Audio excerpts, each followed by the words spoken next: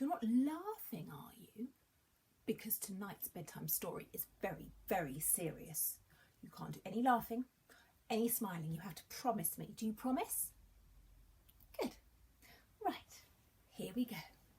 Tonight's book is called The Dinosaur That Pooped the Past. I saw that. It's by Tom Fletcher and Dougie Poynter. Some grannies are old, some grannies are great, and Danny's was turning 1008. He sang happy birthday with Dinosaur too, then asked to go out. There was playing to do. You cannot go out, your plates are all clean, said Granny while serving up sludge that was green. There were broccoli, eggs and hard Brussels sprouts. The dinosaur slopped the lot into his mouth. Then in the 2 seconds when Gran wasn't looking, it ate Danny's pile of awful Gran cooking. Well done, Granny said. You've eaten enough. Now you can go out and do awesome cool stuff. What a nice Granny. They ran straight to the tree with a swing underneath, but it hadn't been swung since Gran lost her teeth. They swung back and forth. They went up, they went down. Hiya, Dan said. Let's go all the way round. But this wasn't an ordinary swing. It had powers. Powers to turn back the minutes and hours. They counted to 3 and pushed hard off the ground. They looped and they looped and they turned time around. Their heads went all dizzy, time started to bend, so Danny held on to his dinosaur friend. Flashes and fizzes and sparkly squeaks. They swung past the Romans, Egyptians and Greeks. Then with a crack, the swing snapped in half. They crash-landed into a land from the past, surrounded by trees of Jurassical size, being watched through the leaves by mischievous eyes. The 3 baby dinos jumped down awesomely, who called themselves Dino Dudes A, B and C. They like playing games like Stackety Stack, where Dino Dudes A and B climb on C's back. Don't try that at home. Then suddenly Dinosaur's tummy made grumbles. Grumbles and rumbles that made the ground crumble. But the ground do not crumble for any old reason. Grounds only crumble in volcano season.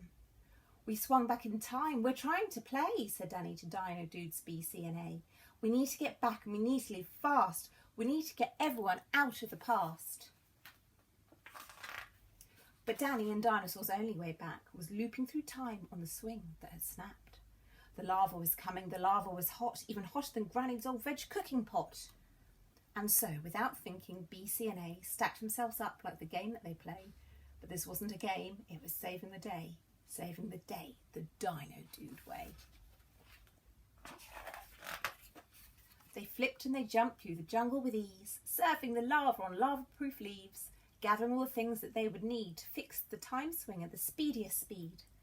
Wax from the bees, sap from the trees, a tusk that fell off when an old mammoth sneezed. They bashed it together with stegosaur teeth while dodging explosive eruptions beneath.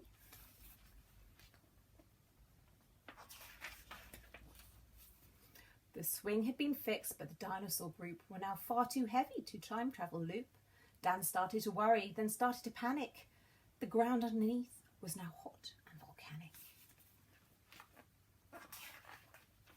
They all started crying. They cried and they cried. They cried and their tears instantly vaporized.